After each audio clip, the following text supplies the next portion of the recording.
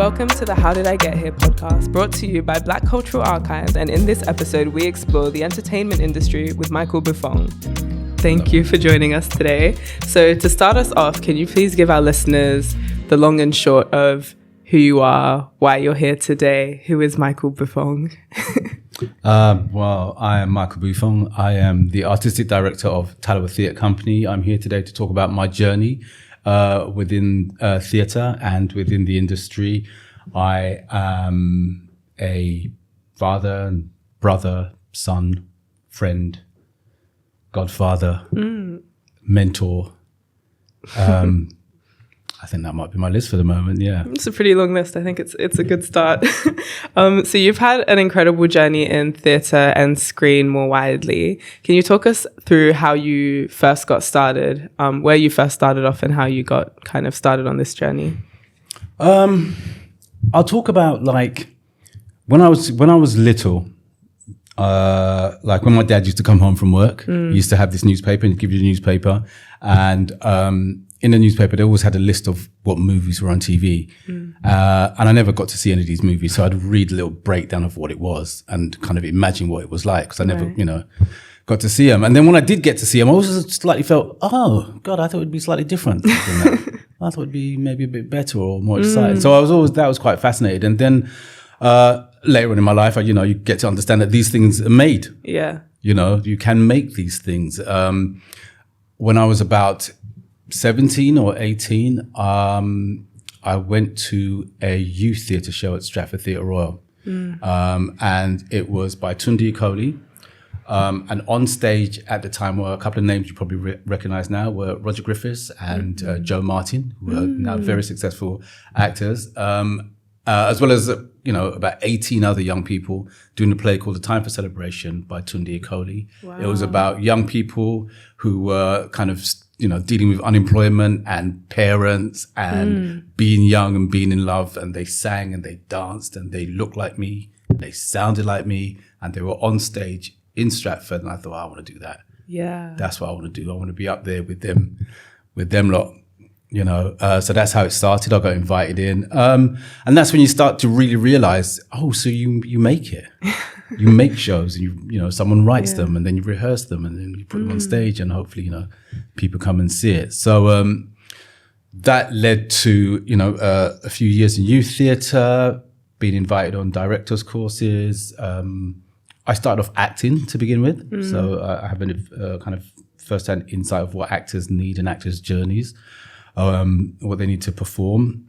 But I really think I realized my calling was directing. That's the bit where I really thought, I can do this bit. I can do this bit really well. And then it was about kind of trying to get work. Yeah. That's the kind of the long and the short of it. And so when you went about trying to get work, especially in the time that you were first coming up, it was, I'm assuming, a predominantly white. I mean, it's still a predominantly white industry. Yeah. So there's no assumption needed there. So how did you go about kind of securing opportunities, and did you find that you were faced with obstacles that you maybe hadn't been prepared for? I didn't think about it in that way back then. I really didn't. First of all, I was part of a cohort of directors. Obviously, there was a very obvious lack of Black and Asian directors when I was first starting up. Undoubtedly, Philip Headley, who was running the Stratford Theatre Royal, he got some money from the Arts Council, and there was a course run to encourage people to think about moving into directing. Philip came to me and said, I think you might like this. Quite a few people were on that course at the time who've gone on. Indu Rubisingham, who's now running the Kiln. She was part of that first cohort back then. So there's obviously a need identified. So that was the first thing. So you kind of begin to learn your skills. And then it's about, I guess, getting work. Yeah. And that is, as anyone can tell you, it's hard. It's a real lot of knocking on doors. Lots of knocking on doors. Interestingly enough, one of my first directing gigs was at Talawa Theatre Company. Oh. So, I went to Yvonne Brewster back then. I'd heard that the company was looking for a director for a play they had coming up. I said, Yvonne, I'm directing now. She'd only known me as, she'd known me as an actor. And I told her, and she said no. so Yvonne did not give me a job. But I came back again when they had something else. Eventually, I got in at Taloa. I also knew a producer who was working in radio and was just moving over to telly. Yeah. And she kind of said, would you like to come and do a bit of TV work? So I managed quite luckily to get into to a bit of television, but it was difficult. Yeah. And I think back then, in terms of my own awareness of, right, this is the industry I'm in and these are the forces that are around me, I think I was more like, I'm just keeping going. Yeah. I just kept going with eyes that. ahead. I just kept eyes ahead all the time. I think now there's a much more of a, wow, let's all talk about the inequality that's happening in this industry. Yeah. And I think that's a great thing that calls everybody to account. I think it's a really positive, constructive movement in understanding and recognizing what this industry is. Yeah, definitely. Do you feel like, to an extent, your maybe not lack of awareness, but lack of energy and attention that you paid to the fact that there was this huge inequality, do you think that might have benefited you in, or not hindered you in the same way it would have had you been kind of starkly aware of this kind of massive disadvantage that you were at just by being a Black man in this industry? Possibly. I mean, I was aware of it. My drive was, I really, more than anything else, I wanted to learn my craft. Yeah. I wanted to learn like the craft of directing. And I think I took all kinds of opportunities wherever they came so that I could practice and learn the craft of directing. And I think back then, that's where I focused all my energy. Yes, I was aware. I was like, how come I didn't get that job? Or why didn't I? Or do you think I didn't get that job because, do you think? But then I just power through to the next thing and like, what's the next gig I'm going to get? Yeah. And so you said earlier that you started off as an actor and then moved into directing. You realized that directing was more for you. What was the trigger for you to realize that acting's cool, but directing's really where I want to put my time and energy? I was in a company called The Posse. The Posse was made up of 8 actors who got really fed up with playing drug dealers on TV who had no other function than to just be this kind of catalyst for the stories. They weren't great characters. So we formed a company to do work that we wanted to do. We used comedy and sketch base and music to tell kind of snippets of information about the industry as we saw it. We talked about casting. We talked about Shakespeare, who gets to do what kind of work within our company. We did about 4 shows. We did very well. So one day I'm doing a Posse show. It's called Armed and Dangerous. There's an actor called Victor Romero Evans, a brilliant actor. Really, I mean, they were all great actors in that company, I must admit. Victor, very charismatic actor. Gets on stage, stands center, does his stuff. And I remember being on stage one night with him and looking at Vic and going, he is wicked. Wow, Vic is really good. But I think it'd be better if he stood over there. And I think it was at that moment I thought, oh dear, I'm in the director. I'm in the wrong place. I can't be as good as Victor is if I'm thinking he should be. Victor's thinking about the scene he's in. Yeah. And I think that was a real moment. I kind of thought, I think I should be on this side. Yeah. And I think once that happened, that's where everything fell into place. Yeah. Wow. And what was working in Black theatre like back then? What was it like as an experience? Because it wasn't it didn't get paid as much attention as it does now. It wasn't as much of deemed a legitimate form of kind of theatre as it is now. Definitely wasn't getting the funding and, the kind of monetary attention that it is now. So like, what was that like? Actually, back then, or just a little bit before then, there were quite a few Black theatre companies. Amazing. There were quite a few. There was Timber and Emoja and, Tara. There was quite a few. Their funding died away, but actually there was quite a vibrant scene. There was the BTC, the Black Theatre Co-op, went to become Nitro. So there was quite a good few, Black theatre companies. I think we were probably talking about the same things we're talking now. I think because of the shift, because, the generation now are really calling stuff out. There's a difference. And then we didn't have social media to amplify everything, Today, someone does a play in Manchester you know about it in London. Yeah. You know how well it's done because it's instant on your phone or whatever device you're looking at it on. Then it was not as easy, certainly not as easy to mobilize groups anyway or to get people talking. Yeah. So the social media aspect has really changed the game. But there was quite a few, and yes, they died out. And I guess then, what was it like? Exciting. You know, it was when people made stuff, it was exciting. Yeah. That sounds like a really fun experience. I've seen so many things about kind of Black theatre in the UK kind of back in the day. And it just looks like it was a really organic and collaborative space to be in with like just working with a bunch of friends, maybe not always friends, but just a nice environment. You know what I mean? Yeah. And so we were speaking earlier about your West Indian background. How do you feel your background and your upbringing contributed to the journey that you've gone on to walk? I guess coming from a very oral tradition, you know, we tell stories at home. You know, there's a lot of play, so I think that's definitely in the mix. I'm not sure if my parents ever saw going into theatre as a kind of legitimate career move. To be quite honest, I think it took a long time for them to kind of go, "Oh, okay, I see. That's what he's doing, and he's fine." But yeah, I think culturally, yeah, we come from a storytelling, expressive, you know, kind of vibrant community that's got stuff to say and like to say it. Do you feel like in kind of harvesting or harnessing that oral tradition that we have across the African diaspora, you've been able to use that in your work as a director?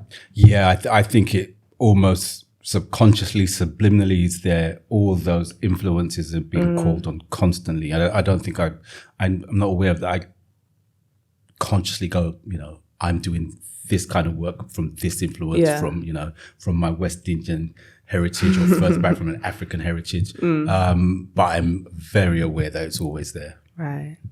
And so in your work first of all, tell us a little bit about Talawa Theatre Company, and then I'll ask you a few more questions about your amazing work there. Talawa Theatre Company set up in 1986 by four women. So Mona Hammond, Yvonne Brewster, Carmen Monroe, and Inigo Espejio. Amazing. They realized that it was very difficult for Black actors to get lead parts, especially in the classics. Really difficult. So I think someone had alerted Yvonne to the fact that there was some money, government money available.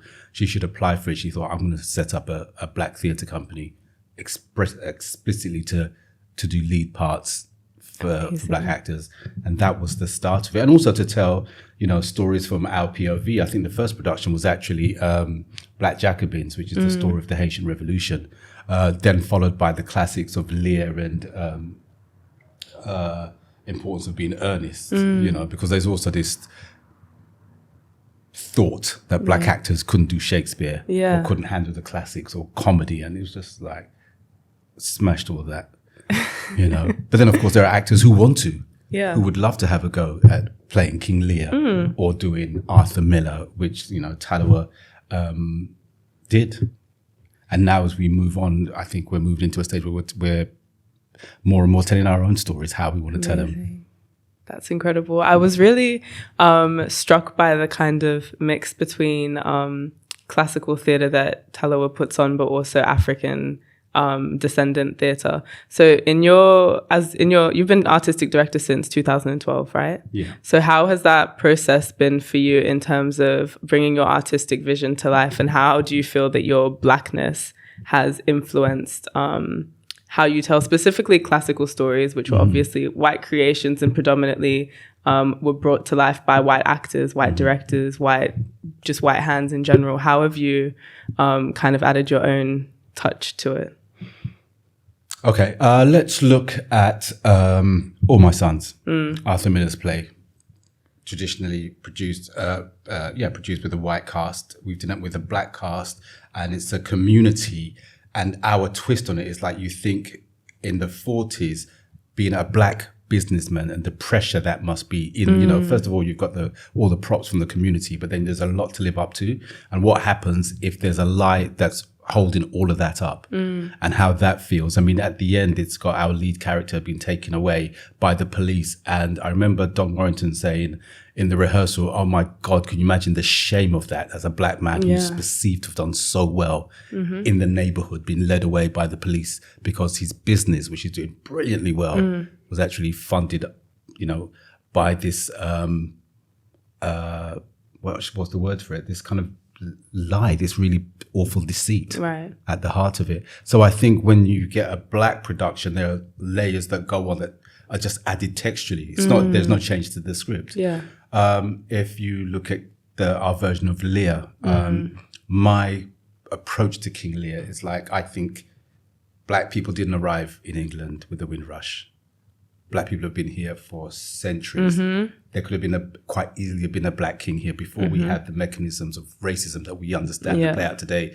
It was whoever's the strongest, that's the king. Winner takes all. Winner takes all. And that's the version I was going with. And to understand it, I mean, it's called King Lear, and in my script, I'd always written like, the Black King of England. And then people say, if there was a Black King of England, what happened to him? And then if you watch our King Lear, this is what happened to him. As dementia kind of kicks in, he starts to make rash decisions. And because he's the king, no one can argue with him. And if you look at the casting, you'll see the bloodline also starts to kind of fade out. As the daughters marry, a man who isn't black, and also it's a mixed court because one of the, I think it's Kent in there. He has a black mistress and a black wife, and so that's also in the mix. And if you look at how it's done, it's not upfront, but that's exactly what it is. So by the time you get to the death of that family, you understand this is quite possibly a route that could have happened to that bloodline. Now that's a way of casting. It's right there. It's in your face, and that's because that's how I look at it from that perspective. Wow, that's incredible because I've seen many renditions of classical plays with black leads, but I'm yet to see many that acknowledge, whether it's subtextually or explicitly, the fact that the lead is black. It's generally just, here's a Shakespearean play. The lead is black, but no adaptations have been made whatsoever. No one else in the play is black. There's no acknowledgement of the fact. It's just, he's just black, but we don't talk about it. Have a look. And the women, and I mean, we did it as well in like the costumes reflect, a heritage that's not from this island. That's incredible. So it's worth having a look at.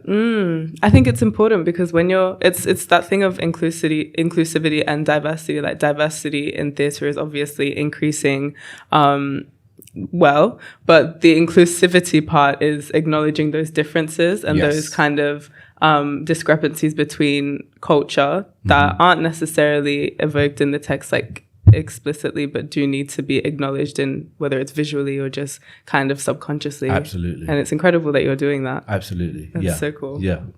And so when you first started off as artistic director of Tallowa Theatre Company, what was the collaborative process like for you, especially considering that you're bringing these plays to life in a way that's not in line with the tradition of English theatre? What was that process like for you?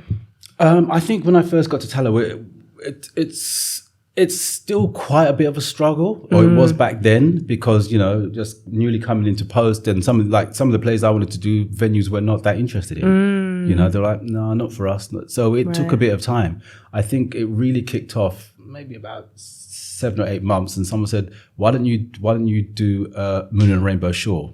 So Moon on a Rainbow Shore by Errol John, set in Trinidad. It's a brilliant story of just this local community. I'd done it at the National Theatre, and I thought, okay, let's remount it, because Tallowa was essentially a touring company, right? And the National Theatre had also at the time said, yeah, we'll be happy to do a co-production. And I think that's suddenly when people became interested in Tallowa, coming on board and saying, okay, we'll have your play. There have been other occasions. I remember one of the plays we did earlier on was called God's Property by Arinze Kenny, who's now, Bob Marley and Misty. And so we done one of his first plays, but it was really hard to get people to co-produce. Really? People like, and they and they ahed until we did it at Soho, and suddenly everyone's like, oh, we didn't know it was that. That's what we're talking about. So it takes a bit of time, reputationally, I guess, and then people kind of go, oh, Talo, all right, well, what have you got? And even then, it's not always, people might like the play you're suggesting, but it's not quite right for them at the time. Right. So there's a lot of negotiation to do. What do you think the first, what was their apprehension? Like, what do you think the root of their apprehension was at the time for not wanting to collaborate or not wanting to put on these plays? I think possibly they're like, I don't know if we're going to sell it. I don't know if our audience are going to come and see this black work. Right. Basically. Right. Okay. So I think there's that. I think there's that. I think there's this terrible, we don't know if our audience are going to come and see black work. But they do. Love it. They do. Of course they Eat do. it up. Of course, and it's having come from the Posse, which was very successful and did really well, on tour, and then getting a job at Talawa to find that actually I thought the landscape had changed, but actually it wasn't where I thought it was, and a lot of work still had to be done with some national, regional companies in understanding how to market shows that we're producing, where to do marketing, how to make their audiences feel welcome in their spaces, because that's another major thing. How do we feel going across these thresholds? Do we feel comfortable? Do we feel welcomed? So all those kind of things, also as well as being looked at now, were also being looked at then. So how have you gone about kind of maintaining that artistic integrity that you bring to your plays when having to collaborate with other theatre companies or organizations that might not have the same vision of you, or where your visions might be in direct conflict?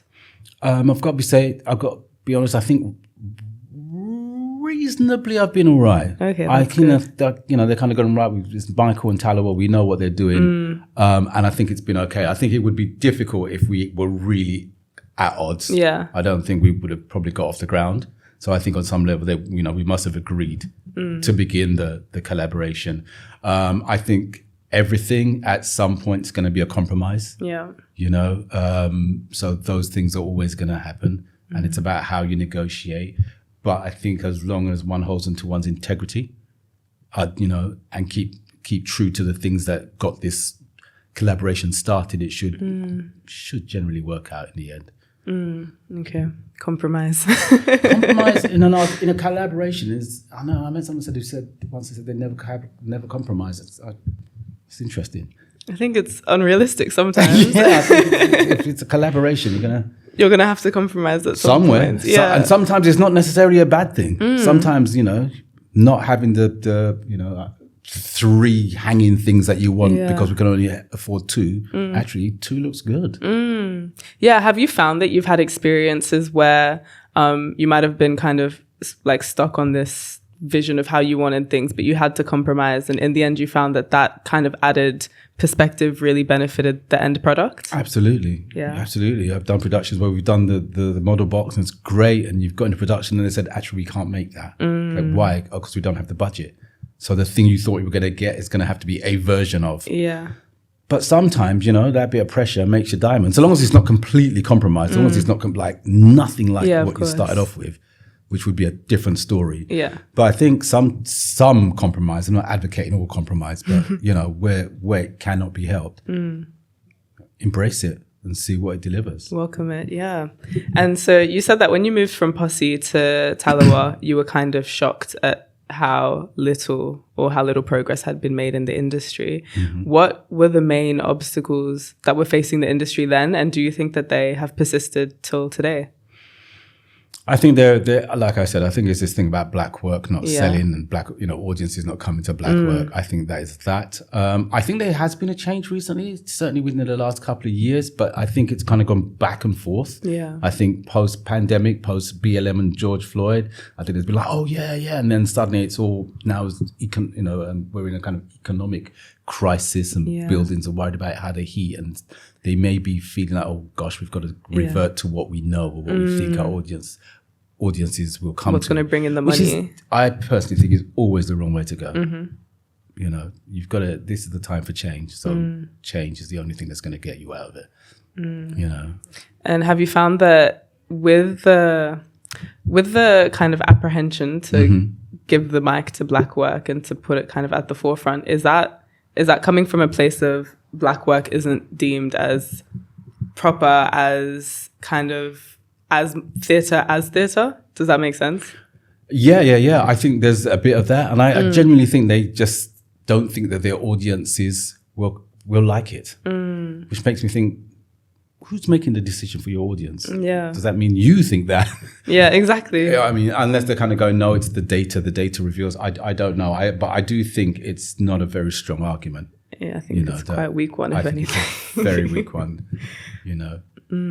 And in the experience of acting and directing, so you've done both, what do you think the obstacles that Black actors are facing specifically are today?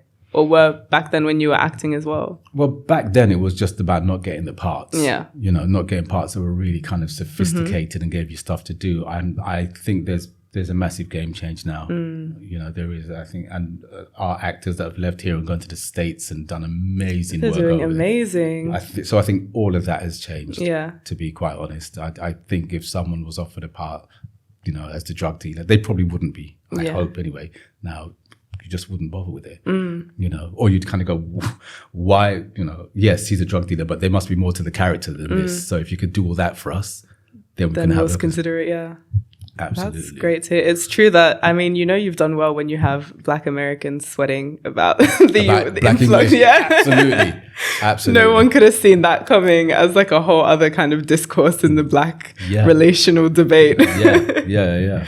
Amazing. And so with your work as like an artistic director and that side of things, what are the obstacles that you face from a business perspective? Because I suppose when we think about artistic direction, we tend to focus on the creative side of it, but it's an all encapsulating role, and there's a lot of kind of limbs to what you do. So can you talk us through a bit like what your responsibilities are and the obstacles that come with those as well? Yeah. I think, well, first and foremost is the kind of creative direction of the company and the kind of work it's making, the kind of artists it's working with, where that work is going, who can we work with. One of the major things that's come up recently is whether the people we're working with do their values and, you know, working ethos align with ours, because that's very important for us now going forward. I think there's also the business side of it. You know, as a publicly funded organization, we have to be very sure of the money we're spending, where we're spending it. It has to be accounted for. We also specifically as a charity are constantly looking, you know, out for other streams of revenue. Right. Fundraising is a major topic issue for us as a theatre company, and where to go to find those additional streams of income, as it were, you know. So those are the things that we're constantly, well, from my seat as the artistic director, looking at. There's also an executive director who also holds a lot of the business side of the company. So one of those would be the main things, I think. And have you found like in this cost of living crisis where people's wallets are much tighter, and so, you know, spending on things like going to see the theatre and those luxuries that we didn't once consider luxuries, have you found that that's affected the company at all, or just your role generally? I think it's definitely affected the industry as a whole. Yeah. Because people kind of work out where they're going to spend their money, especially as theatre seems to be so expensive. It's something that we're really aware of, and we're approaching our productions with ticket prices and accessibility in mind, very much so, about getting our community in to see our work. So it's something we're very acutely aware of, and are working to make sure that we have a pricing system that allows access to the work and doesn't exclude, you know, because that's another thing. You kind of go, how much is it to go and see that show? Well, that's an instant barrier. Yeah, and part of our company's, you know, remit is to kind of take down some of these barriers, financial barriers into the industry, stuff like, how do I get into being a writer, actor, director, lighting, sound design, costume design, set design? What are the routes in, you know? And I think hopefully at Talawa, we are trying to illuminate, as it were, some of the pathways into those industries. Amazing. So in terms of those pathways into the industries, are there workshops or what are the kind of mechanisms that you've put in place for people who are looking to get into that stuff? Yeah. So at Tallowa, we've got a kind of a pipeline scenario. So for instance, from a writing point of view, we've got a free script reading service. So you can send your script into Tallowa when the window's open. It gets read by readers, reports written. Wow. If one of our readers goes, actually, we should take a closer look at this, it gets a second read. And then it gets passed up to our new work producers who start thinking about, well, how can we help this? We have a new writers festival called Tallowa First. Wow. Tallowa First effectively is a showcase of new work that people are invited to come along and look. So venues come along, the Royal Court or Soho or Stratford or anyone. Amazing. And to view some of this work. Sometimes this work gets picked up and then co-productions are possible. So that could be from the writer's POV. Directors, we bring in new directors or newish directors to do the readings, direct the readings. If those pieces go on, those directors go on with the piece. Of course, acting-wise, there's a lot of work for actors who are in these Tallowa First scenarios. We've also got our productions. So for this year, we're doing Recognition. So Recognition's about to happen, opens on 5th of June, which is the story of Samuel Coleridge Taylor, who's a classical composer, born and bred, I was going to say in Croydon. Actually, he was born in Holborn, but he grew up in Croydon. And that's his story and the story of a young woman called Song who's studied music at a conservatoire and how she feels being in this very white space until she discovers Coleridge Taylor, his journey. So there's actors getting work that way, directors, Rachel, who's directing, I think this might be her first, her by herself directing gig. Wow. Cassie Cano, she's doing the music. I mean, it's a amazing. Yeah, it's a great opportunity for lots of creatives.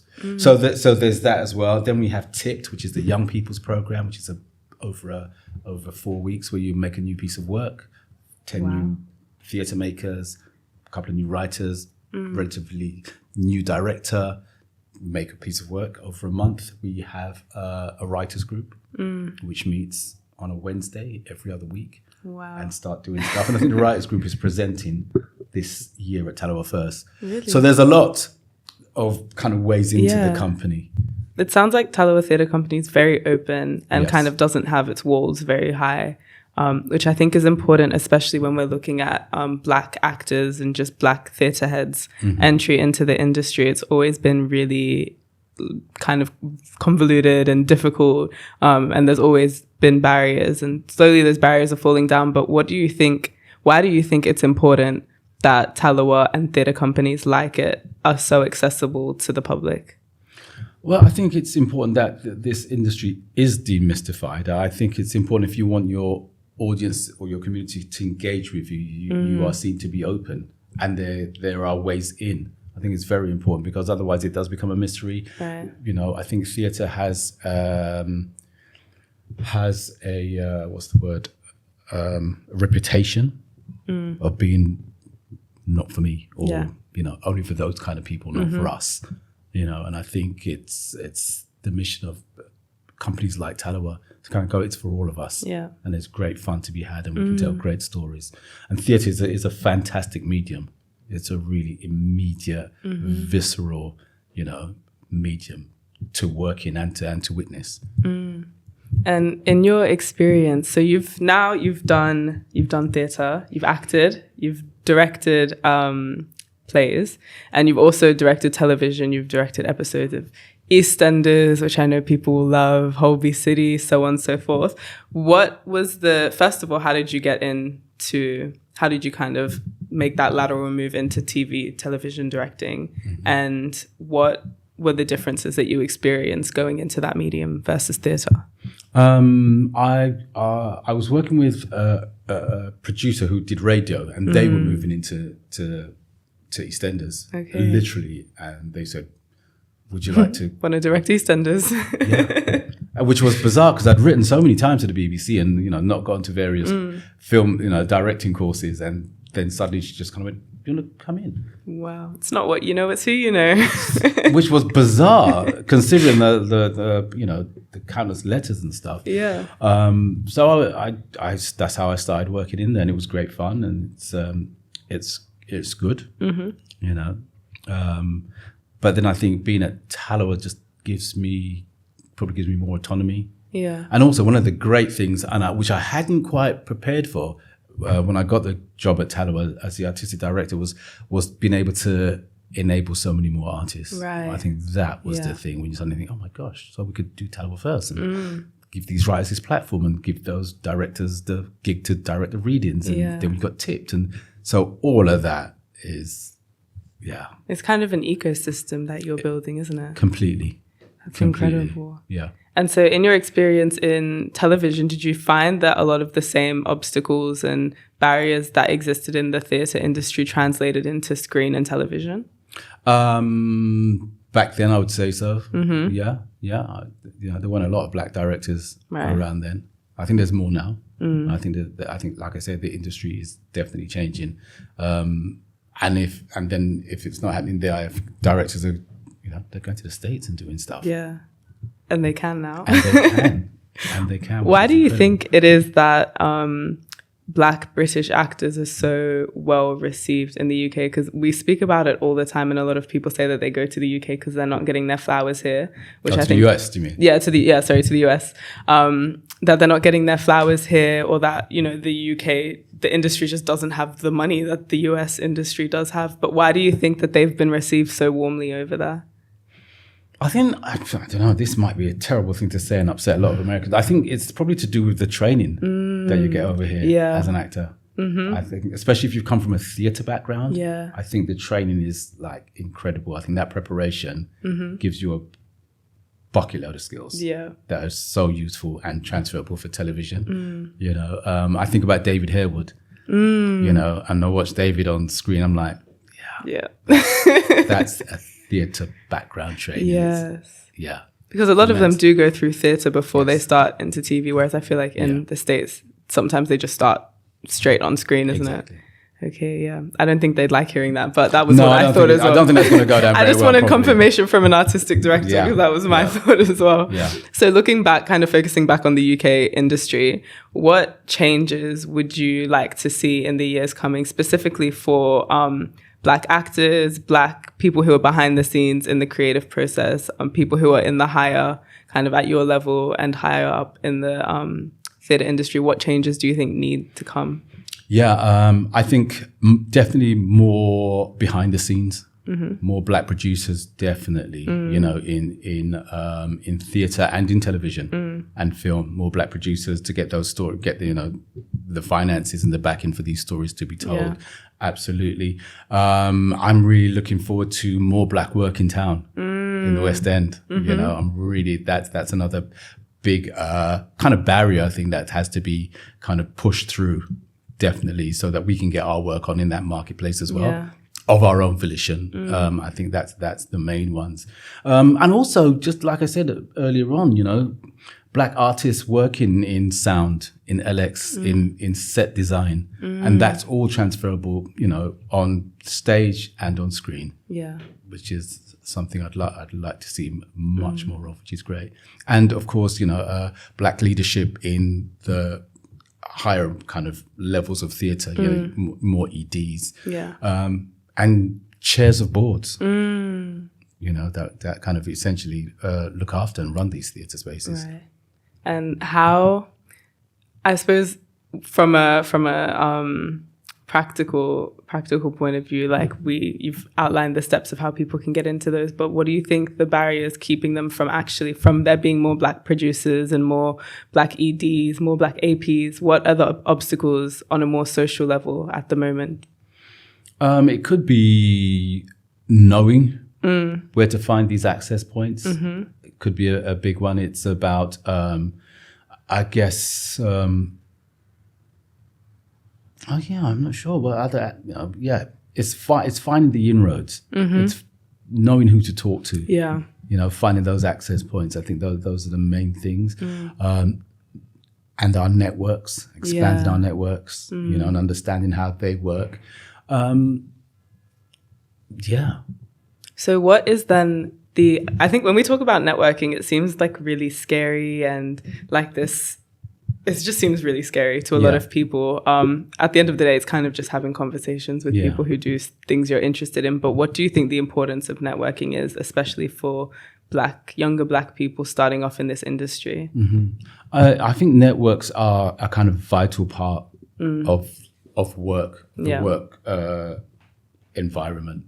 You're going to need to talk to people who can talk to people. And it's not necessarily a scary thing. It can be quite social, And I think because a lot of it can be also about relationships, rather than thinking about them as, oh my God, this scary thing called networking. It could just be relationships. And they're very good for connecting people, which I find quite interesting in this age of Facebook and Insta and Twitter, that kind of lots of people are connected. So there's ways of reaching people, or if you need to get an intro into someone, who do you know who can intro you to someone rather than just cold calling. Might be, these are all, just the ways of getting relationships going. Right.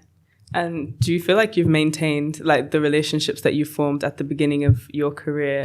Have you maintained a few of them throughout your career? Have they served you throughout your career? I think so. I think I've hopefully managed to maintain all those relationships. Maybe not on a daily basis, but that's asking for a lot. But definitely on a professional level. There are loads of people I feel very confident and happy to pick up the phone to, or ask questions or favors or information. Definitely. And I guess that comes with being around for a while and also helping other people. Yeah. Because that's the other thing. It's also being able to say, oh, you need that? I think I might be able to put you in contact with so-and-so, or have you spoken to so-and-so? Let me do an email intro. So that's also, yes. So the answer to your question is yes. I think I have. Hopefully, we'll let the listeners or the people listening. Who haven't get a message like, I haven't heard for you in 3 years. Yeah. And so when it comes to networking, I read something recently that was saying that people focus too much on networking vertically when they should be networking laterally and kind of looking to their sides and seeing who they're coming up with and who's kind of trying to go into the same industry as them. And it sounds like in your background, that's kind of where your networking was, and that you were in Posse and you were among equals. You were all kind of doing the same thing at the same level. And I imagine you've kind of gone off to do different things, but you've been able to maintain those relationships. So do you think that that's where people should focus more of their energy? I think absolutely. Yeah. I love the idea of doing it laterally. That makes absolute sense. I watch kind of a new generation now, and I watch them all rising and say, you are your own network. Yeah. And before you know it, you're the people everyone else is going, oh, I want to be like them, which is what's happening all around. I look at some of the people now running buildings or, and I'm like, oh my God, they were my assistant not too long ago. And now they're doing this. So, or they were my assistant on a particular production. Yeah. And now they're, Amazing. So all of that is great. And yes, laterally, absolutely. And the thing about networking, one of the things that someone told me, it might be some kind of social event, is like not to try and seal the deal. It's not about, oh, you got to get something out of this interaction. No. Yeah. It's a much more just gradual. Knowing someone, yeah. It's about the relationship. And kind of prioritizing relationships. In your experience, so you've been named one of the most influential directors of classical plays over the 2 decades, and one of Creative Review's 50 creative leaders. So you've reached great heights, especially considering your background and kind of your non-classical route, I suppose. How have those accolades and affirmations impacted the way that you view your work and the way that you think incoming generations will be able to thrive in this industry? Well, firstly, I'm not sure how I view those accolades in terms of how I do my work. I do kind of just get up and every production is just like, it's right, it's a new one. Yeah. I think it would be quite hard to kind of go, well, here I am about to do this new production. I am the most, one of the most influential. It just wouldn't work. So I kind of, that's lovely. Yeah. But I kind of leave that to one side. The show goes on. Definitely the show goes on. And how is it viewed by others? What was the second part of your question? Yeah, so what do you think it means for incoming generations of people who are trying to reach the heights that you've reached? Well, I think what it will probably do is, or hopefully do, is what happened when I saw that youth theatre shows that you kind of go, oh my God, he looks and sounds like me. I can do that. I can do that. I can see how, that's his pathway. So it's possible that I can do that. So I'm hoping that would be the legacy or what's kind of gained from any kind of accolades that I've garnered, is that it points, it's a path for others to follow, or definitely look at, even if they decide, actually, that's his path, but I might go a slightly different way, but we know it's possible. Incredible.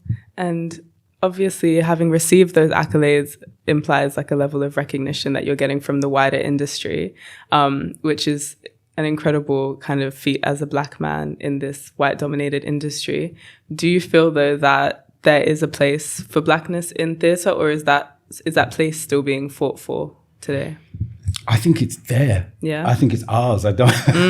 I just have it. I just like, it's mine. It's mine. I'm here. I'm doing this play. This is it. It's Black. It's us, and we're doing it. Watch. I mean, that's it for me. I think I focus my energy that way around. Yeah. And I guess that's what works as well. Yeah, for me, it certainly does. Yeah.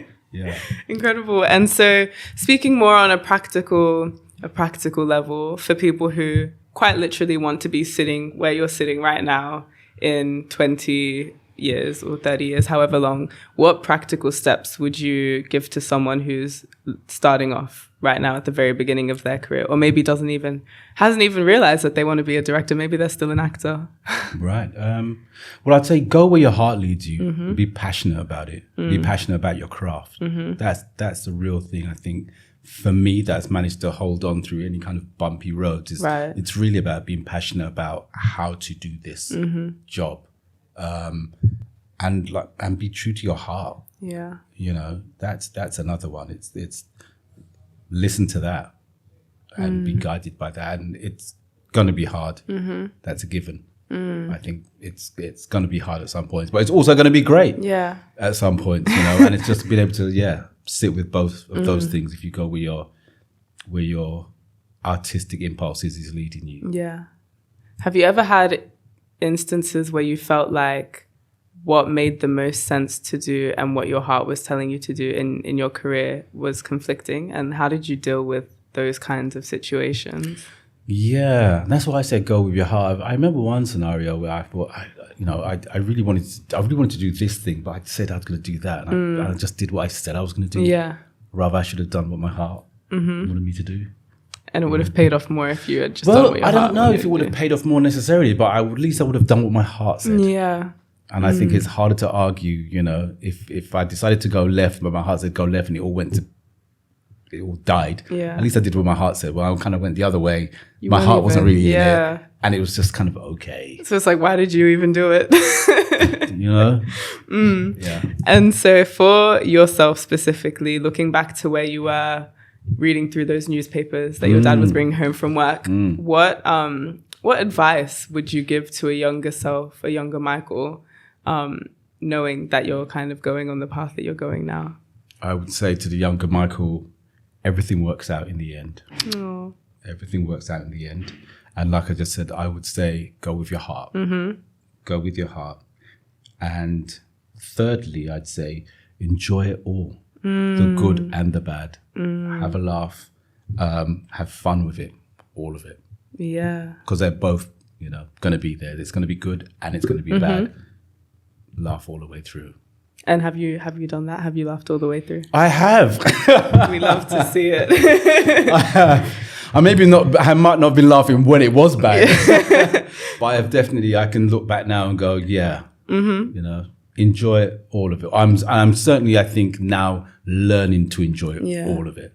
Incredible. Both parts of the life. Yeah. How do you go about when you're in the thick of it? I think sometimes it can be hard to have that perspective and think this is something that I'm going to look back on and really wish that I had been more present or more kind of just gone more with the flow. So how do you kind of ground yourself in those moments where, especially in stressful times? That I think takes a lot of practice. It's really, it's one that I've learned over the years. But it's interesting, like even now, it's just learning to get a bit of distance or find the gap, as it were, again, really philosophical about it, in between whatever the stress is and whatever your reaction is. And in that bit there, if you can find the time in there to breathe, listen to yourself, then that response then changes rather than responding definitely to whatever happened, which leads to something else. It's finding the space in between. Don't be reactive, kind of be reflective first. If you can find the space. I think that's really good advice. Actually, I might take that home for myself. What you just said made me think of something. So when we're working kind of specifically in the creative industry, I think that the rules of corporate 9-to-5s or just 9-to-5s generally don't really apply when you're doing a job that is so intertwined with your passion and your calling and what you feel is your purpose on this earth. So how do you go about kind of navigating a work-life balance when your work and your life, like the boundaries between those two are kind of blurred? It's a tough one. It's a tough one, especially if your work is if is your passion. Yeah. It's a tough one. But I think as I go on, it's another one. I'm desperately trying to navigate a bit better because I think at the beginning I was probably all out work. I probably was like, workaholic. I would keep going. Weekends still working or, at parties making, networking. I think now it's slightly different. I think a work-life balance is important. But I don't want to lose the passion for the work. Yeah. But also, it's got to be for something. And if you've got a life that you're going to go, this is great, but ultimately I think this is the most important thing. One's life outside that. Then has to be taken care of. So taking time away when you need to. Basically. Absolutely. Especially now, I think, especially because we're all, we've got phones, we're constantly contactable, on it's changed WhatsApp, things. Slack, email, text. I mean, it's relentless. Yeah. So I think even more so nowadays, we have to, find a way, to have a balance because that is harder to sustain. Yeah. It requires a lot more intentionality, doesn't it, nowadays? Yeah. When your boss can contact you on your phone while you're in bed. Absolutely. And I think even at Talent, we're putting in kind of things that give you some kind of boundaries. Don't email before 9 a.m. Don't email after 6. Yeah. Or weekends are usually sacrosanct unless we've got something on. And, amazing. We're looking at well-being and in the office and don't stay at your desk and have lunch and go out and walk. So there's lots of things that we're also realizing that this is important working in our industry. As much as we're passionate, we do also have to look after ourselves to be able to deliver the work that we're doing. Yeah, I think that's important. I think especially working as a company that's dealing in such a humane medium, it's important that the way you interact with your employees is human, right? Yes. Which a lot of workplaces don't get right. So it's great that you guys are doing it. Yeah.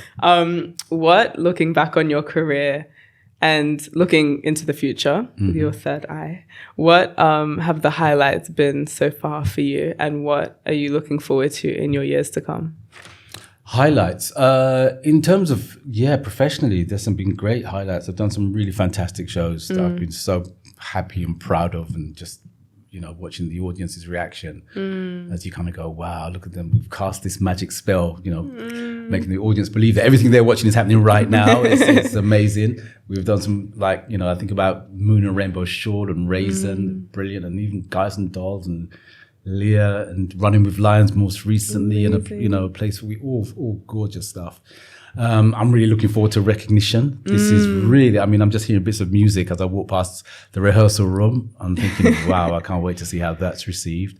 We've got a big show we're doing next year with some a musical with some a Duke Ellington score. Wow. So I'm really looking forward to seeing what that's going to be like.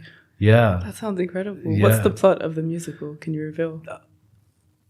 Yeah. Give us It's the 12th scoop. night. It's 12th night, basically. Okay. Set in Harlem in the 40s. Amazing. Yeah. With the Duke Ellington score. Duke Okay. Ellington score. I'll be front row at that Yeah. one.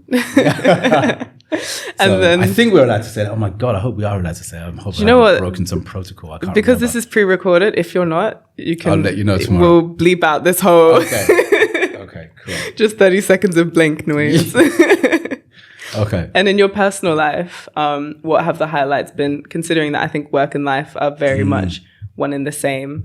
If you do it right, they coexist, right? Yeah. What have the highlights been for you so far? Well, I think for me, kind of highlight's going to be my children, my 2 children. That's a good answer. Yeah, and just watching them grow and become, young people in the world, and also all this, the kind of fresh perspectives they bring into us every day. So I think that's the highlights in a personal life, and watching them grow and go off into the world. Oh, amazing. It's incredible that you've been able to achieve the heights that you have, both creatively and kind of in your career, but also be able to maintain a really strong family unit, it sounds. So congratulations. I've been very lucky though. My partner is doing a lot of this work as well, so it's not all me being totally amazing. Shout out to them. Shout out to my partner. She's there doing a lot of that heavy lifting as well. So. Yeah, I can imagine. Yeah. Well, in that case, thank you so much for joining us today. I think that your story, I know it's resonated with me personally. I think it's going to resonate with a lot of people. What you've been able to achieve throughout your career has been nothing short of remarkable. So I hope that you pay yourself the homage and the flowers that you absolutely are deserving of. And yeah, it's been a fantastic conversation. So thank you. Thank you.